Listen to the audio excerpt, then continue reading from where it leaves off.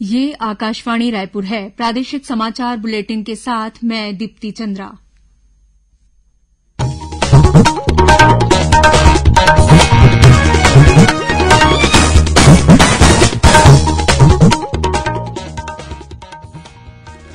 और अब पेश है आज के मुख्य समाचार।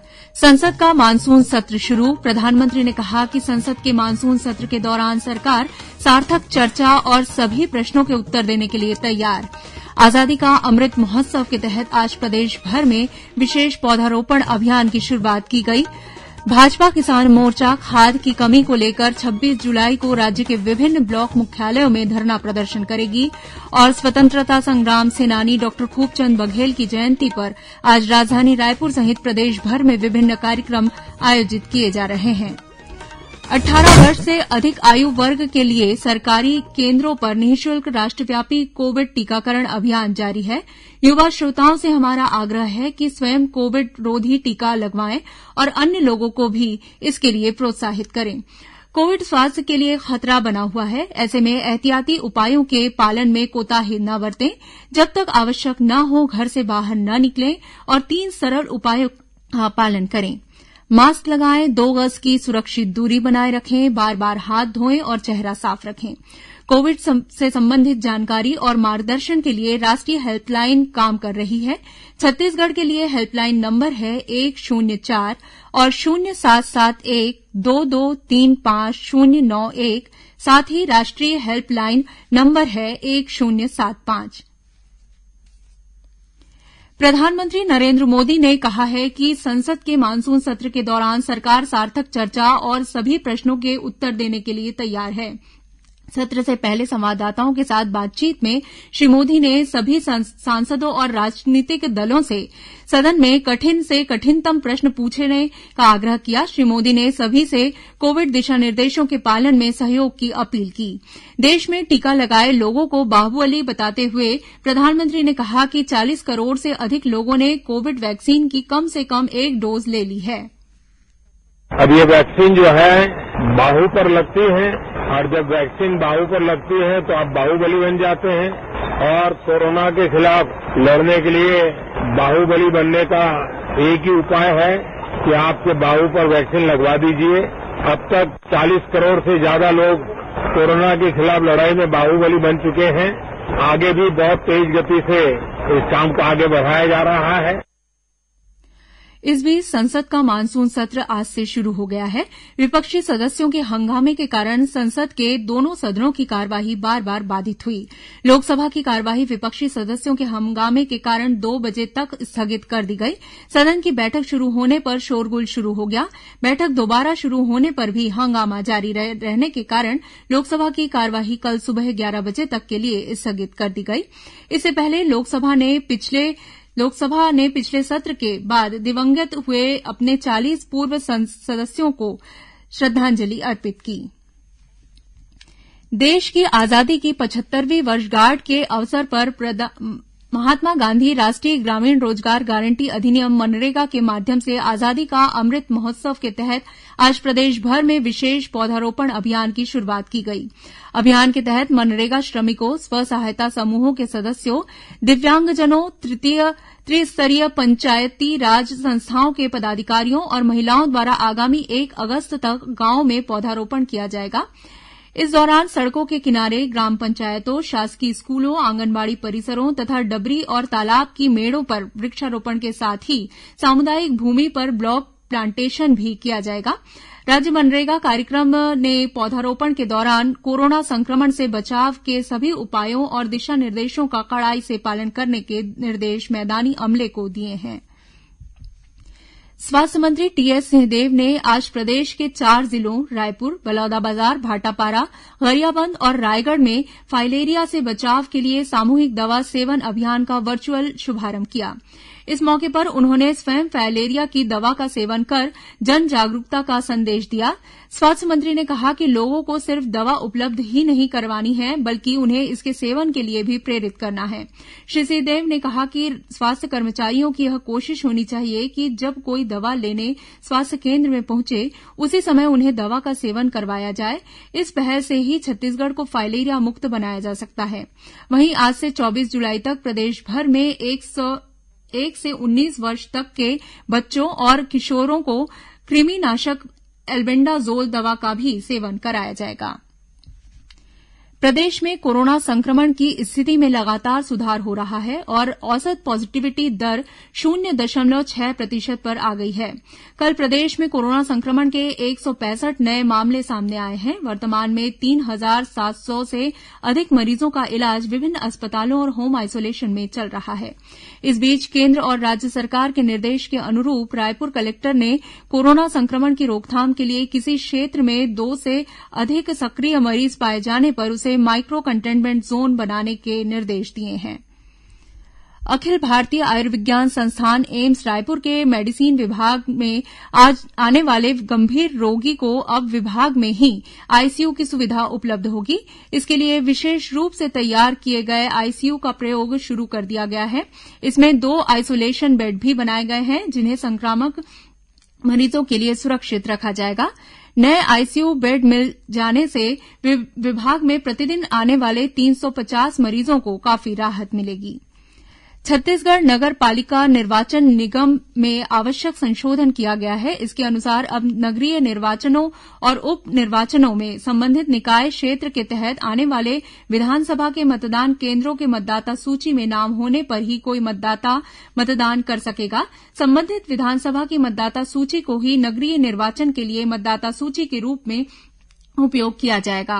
दुर्ग के उप जिला निर्वाचन अधिकारी खेमलाल वर्मा ने बताया कि ऐसे नागरिक जो 18 वर्ष या इससे अधिक आयु के हैं, साथ ही नगरीय निकाय के किसी वार्ड में निवासी हैं, वे विधानसभा की निर्वाचन नामावली में नाम जुड़वा सकते हैं।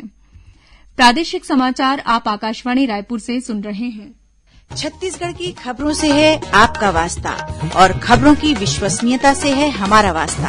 आकाशवाणी समाचार रायपुर के प्रादेशिक समाचार बुलेटिन के साथ ही हमारे समसामयिक कार्यक्रम आप रेडियो के अलावा अपने मोबाइल पर भी सुन सकते हैं। आकाशवाणी समाचार फेसबुक, ट्विटर और यूट्यूब पर भी उपलब्ध है। हमारा Facebook page Chhattisgarh news on AIR, Twitter handle CGAIR news और हमारा यूट्यूब चैनल है छत्तीसगढ़ AIR न्यूज। तो अब रेडियो के साथ ही आपके मोबाइल के जरिए भी हम पहुंच रहे हैं आप तक। छत्तीसगढ़ की हर खबर के लिए सुनते रहिए आकाशवाणी समाचार। और अब आगे बढ़ते हैं बाकी के समाचारों की ओर। भाजपा किसान मोर्चा खाद की कमी को लेकर 26 जुलाई को राज्य के विभिन्न ब्लॉक मुख्यालयों में धरना प्रदर्शन करेगी। यह निर्णय आज नेता प्रतिपक्ष धरमलाल कौशिक के निवास में हुई भाजपा किसान मोर्चा की बैठक में लिया गया। बैठक में नेता प्रतिपक्ष ने कहा कि प्रदेश की कांग्रेस सरकार हर मोर्चे पर विफल है।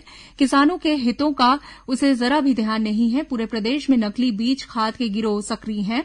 उधर भाजपा किसान मोर्चा की प्रदेश कार्य समिति की वर्चुअल बैठक को संबोधित करते हुए भाजपा के प्रदेश संगठन महामंत्री पवन साय ने कहा कि प्रदेश सरकार की किसान विरोधी नीति के चलते किसान परेशान हैं।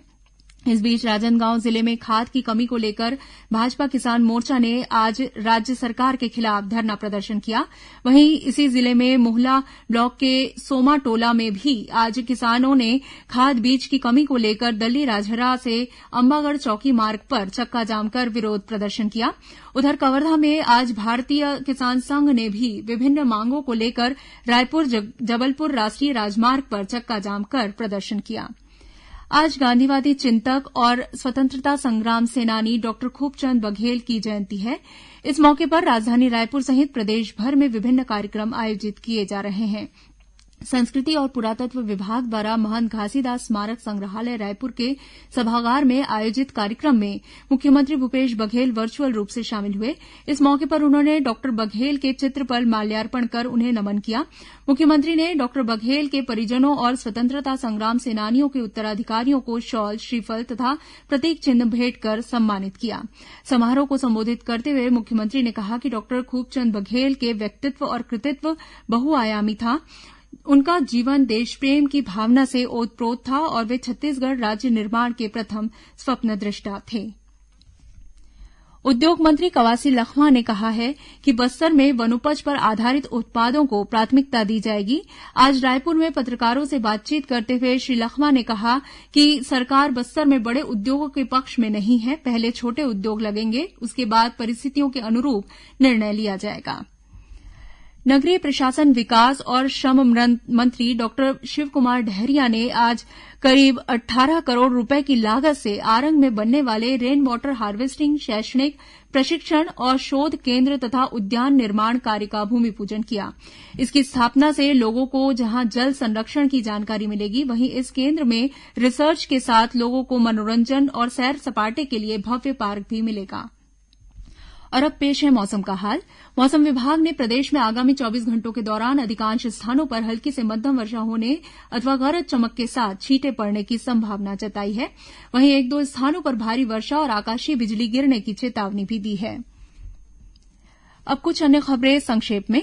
राज्य में इस साल वन विभाग द्वारा करीब 1 करोड़ पौधों का रोपण किया जा रहा है। इसका रोपण लगभग 14,000 हेक्टेयर रकबे में होगा। राजनांदगांव कलेक्टर तारण प्रकाश सिन्हा ने सभी नागरिकों से अपील की है कि वे वृक्षारोपण अभियान में शामिल होकर पर्यावरण के संरक्षण और संवर्धन में अपनी भागीदारी निभाएं। जिला विधिक सेवा प्राधिकरण दुर्ग द्वारा रोको टोको अभियान के तहत आज से कानूनी विधिक जानकारी दिए जाने के संबंध में विशेष अभियान चलाया जा रहा है। यह अभियान 25 जुलाई तक चलेगा। जिला रोजगार और स्वरोजगार मार्गदर्शन केंद्र दुर्ग में 22 जुलाई को प्लेसमेंट कैंप का आयोजन किया जाएगा। वहीं कोंडागांव में रोजगार कार्यालय और मार्गदर्शन केंद्र द्वारा 23 जुलाई को रोजगार मेला का आयोजन किया जाएगा। छत्तीसगढ़ सिख ऑफिसर्स एसोसिएशन और जेएसआई मेडिको सिटी के संयुक्त तत्वाधान में कल राजधानी से लगे अमलीडीह में निःशुल्क स्वास्थ्य शिविर का आयोजन किया गया। शिविर में 190 मरीजों की जांच की गई। राजधानी रायपुर के सदर बाजार इलाके में स्थित नगीना जेम्स ज्वेलरी की दुकान से कल 3 करोड़ रुपए के हीरे जवाहरात चोरी हो गए। सूचना मिलते ही मौके पर पहुंची पुलिस ने मामले की जांच शुरू कर दी है। रायपुर की रेलवे पुलिस ने गुजरात के सूरत से डकैती कर सूरतपुरी स्पेशल ट्रेन से भाग रहे 7 आरोपियों को महासमुंद में गिरफ्तार कर सभी को सूरत क्राइम ब्रांच के हवाले कर दिया है। दुर्ग जिले के जामुल क्षेत्र में मध्यप्रदेश और भिलाई पुलिस ने नकली नोट छापने वाले गिरोह का पर्दाफाश किया है। इस मामले में पुलिस ने गिरोह के एक सदस्य को गिरफ्तार किया है। साथ ही मौके से करीब 54 लाख रुपए के नकली नोट और 1 करोड़ रुपए का कागज जब्त किया है।